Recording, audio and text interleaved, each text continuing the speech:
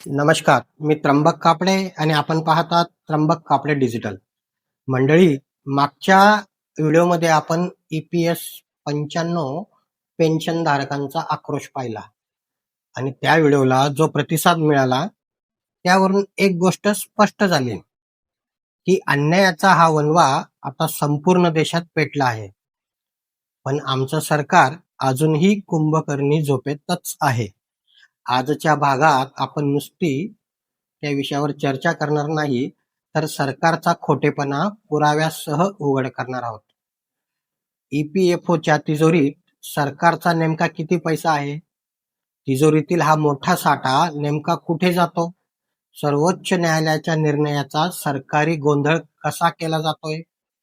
आणि आता प्रत्येक पेन्शनरला न्याय मिळवण्यासाठी नक्की आपल्याला काय पाऊल उचलावं लागणार आहे? त्यामुळे हा व्हिडिओ शेवटपर्यंत पहा, कारण हा लढा आपल्याला अस्तित्वाचा आणि सन्मानाचा आहे आणि तो आपल्याला पुढे न्यायचा आहे. त्यामुळे चॅनलला लाईक करा, सबस्क्राईब करा आणि शेअर करायला विसरू नका. मंडळी, EPS 95 बाबत सरकार सतत एकच तुणतुणं वाजवतंय. आमच्याकडे पैसे नाही, आमच्याकडे पैसे नाहीत. पण खरी आकडेवारी काय सांगते? आज देशात 75 ते 78 लाख EPS 95 पेन्शनधारक आहेत आणि 6 कोटींहून अधिक कर्मचारी दरमहा या फंडात आपले कष्टाचं अंशदान जमा करतात.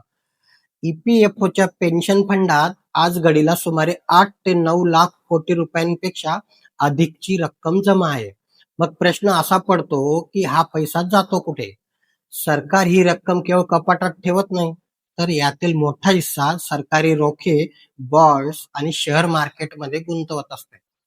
त्यातून सरकारला प्रचंड नफा मिळतो. मग जेव्हा आमच्या पैशातून सरकारला नफा मिळतो, तोच नफा आम्हाला 7,500 रुपये म्हणून किमान पेन्शन द्यायला सरकारचे हात का थरथरतात? तुमचा अवाढव्य जाहिरातींसाठी, पुतळ्यांसाठी आणि निवडणुकीच्या तोंडावर फुकट वाटपासाठी पैसे आहेत. मग ज्यांनी रक्ताचं पाणी करून ही तिजोरी भरली, त्यांच्यासाठी खजिना रिकामा का केला जात नाही? वयोवृद्धांची पेन्शनरसाठी ही क्रूर थट्टा नाही तर काय? 4 नोव्हेंबर 2022 रोजी सर्वोच्च न्यायालयाने ऐतिहासिक निकाल दिला. न्यायालयाने हायर पेन्शनचा मार्ग मोकळा केला आहे. पण EPFO प्रशासनाने अटी शर्तीचा असा काही गुंता करून ठेवला आहे की सामान्य पेन्शनरला त्याचा लाभ घेणं जवळजवळ अशक्य झालं आहे. सर्वोच्च न्यायालय सांगतं पेन्शनरांना हक्क द्या, पण आमचं प्रशासन कागदपत्रांच्या नावाखाली वयोवृद्धांना कार्यालयांच्या पायऱ्या झिजवायला लावतं. आमचे पंतप्रधान मोदी साहेब मात्र डिजिटल इंडियाचे दावे करतात. ही कसली डिजिटल इंडिया? ही तर अडवणूक इंडिया आहे. वयाच्या 70-80व्या वर्षी पेन्शनरने कोर्टाच्या आणि सरकारी कचेऱ्यांच्या चकरा मारायच्या का? ही अडवणूक इंडिया नाही तर काय? मागील भागात मी प्रकाश जावडेकरांचा उल्लेख केला होता. जेव्हा भाजप हा विरोधात होता, तेव्हा हेच नेते सांगायचे की सत्ता आली तर 3 महिन्यात न्याय देऊ. आज 10 वर्ष उलटली, पण ते 3 महिने अजून उजाडत नाही. आज मी तुम्हाला विचारतो, निवडणुकीच्या वेळी तुमच्या पाया पडणारे तुमचे स्थानिक खासदार आणि मंत्री, जसे उदाहरण म्हणजे जळगावच्या खासदार स्मिताताई वाघ, केंद्रीय मंत्री रक्षा खडसे, धुळ्याच्या डॉक्टर शोभा बच्छाव, नाशिकचे वाजे, हे लोक निवडून गेले.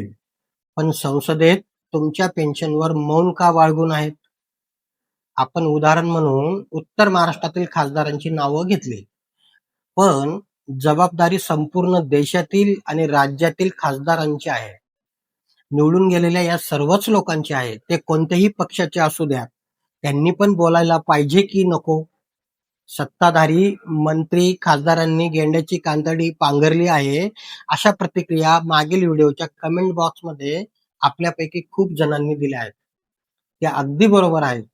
ज्याचं जळतं त्यालाच कळतं. पण पेन्शनर बांधवांनो, आता नेत्यांच्या केवळ आश्वासनांवर टाळ्या वाजवू नका. त्यांना संसदेत जाब विचारायला भाग पाडा. कारण लोकशाहीत जोपर्यंत आपण बोलत नाही, ओरडत नाही, तोपर्यंत सत्तेत बसलेल्यांना ऐकू येत नाही. आता केवळ विनंत्या करून किंवा सोशल मीडियावर कमेंट करून चालणार नाही. नाक दाबल्याशिवाय तोंड उघडणार नाही. ही भूमिका आपल्याला ठामपणे घ्यावीच लागेल. आज मी तुम्हाला एक कृती आराखडा देतोय. Mission letter war. प्रत्येक पेन्शनरने किंवा त्यांच्या कुटुंबातील एका व्यक्तीने दररोज 2 पत्र एक आठवडा लिहिली पाहिजेत. एक तुमच्या मतदारसंघाच्या खासदाराला आणि दुसरं थेट पंतप्रधान नरेंद्र मोदींना. आता काही पेन्शनर्स म्हणतील, आधीच आमचा खिसा रिकामा, इथे औषधाला पैसे नाही आणि तुम्ही दररोज पत्र लिहायला सांगता. पण काका ऐका ना, तुमचं म्हणणं अगदी बरोबर आहे. आपण आपल्या कोणत्याही हक्कासाठी, न्याय मिळवून घेण्यासाठी कोर्टात जातो. तिथे आपण वकिलांना फी देतो. कोर्टात फेऱ्या मारतो. यासाठी पैसा खर्च करतो. मग हा थोडाफार खर्च आपल्याला आपल्या हक्कासाठी करायला काय हरकत आहे? तुम्हाला जे पत्र प्रत्येक जिल्ह्यातील स्थानिक खासदार आणि पंतप्रधान नरेंद्र मोदी यांना पाठवायचं आहे, त्या पत्राचा नमुना काय असावा हे मी तुम्हाला सांगतो. पत्र काळजीपूर्वक ऐका, स्क्रीनवर पण बघा, जमलं तर मोबाईलवरून स्क्रीनशॉट पण काढून घ्या. पत्राचा नमुना असा आहे, महोदय, विषय EPS 95 पेन्शनधारकांच्या न्याय मागण्यांबाबत. 1. किमान पेन्शन 7,500 आणि DA त्वरित लागू करा. पती पत्नीला आयुष्यभरासाठी मोफत वैद्यकीय सुविधा द्या. सर्वोच्च न्यायालयाच्या निर्णयानुसार विनाअट आहेर पेन्शन द्या. जर आम्हाला आमचा हक्क मिळाला नाही तर आगामी निवडणुकीत आमचं कुटुंब नो पेन्शन नो वोट या भूमिकेवर ठाम राहील. मंडळी, पत्राचा हा नमुना, हा मारा इतका जोरात असावा की खासदारांच्या टेबलावर आणि पंतप्रधान कार्यालयात पत्रांचे ढीग साचले पाहिजेत. त्यांना कळलं पाहिजे की हा 75 लाख लोकांच्या अस्तित्वाचा प्रश्न आहे. हा लढा आता अंतिम टप्प्यात आहे. आपल्याला आपल्या हक्काचे पैसे आहेत. कुणीही ते उपकार म्हणून देत नाही आणि आपण मागत नाही. हे पत्र पाठवण्यासाठी पंतप्रधानांचा पत्ता नोट करून घ्या. पंतप्रधान कार्यालय कंसात PMO, south block, Raisina hill, नवी दिल्ली 110011. हा व्हिडिओ प्रत्येक व्हॉट्सअप ग्रुपवर शेअर करा, जेणेकरून ही मोहीम घराघरात पोहोचेल. त्र्यंबक कापडे डिजिटलवर आपण हा आवाज उठवतच राहणार आहोत.